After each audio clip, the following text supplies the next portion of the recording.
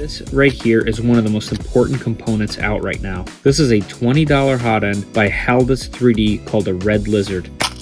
Inside, you get all the different hardware, screws, collet, wrenches, and here is the all-metal Hotend. Let's go over it a bit. On top here, you have a V6 style mount, which means it can automatically fit a whole bunch of different printers, including direct drive extruders. It is also removable, and it has a 4-hole mounting system. It also has a Creality style mount. It also has 4 holes for a 30mm fan. It also has this sock, and we have a MK8 style nozzle, an aluminum block, and it has space for both kinds of thermistors. Let's go ahead and take this apart.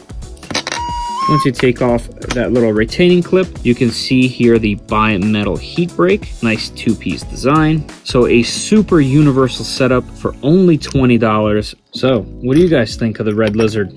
Let me know in the comments below.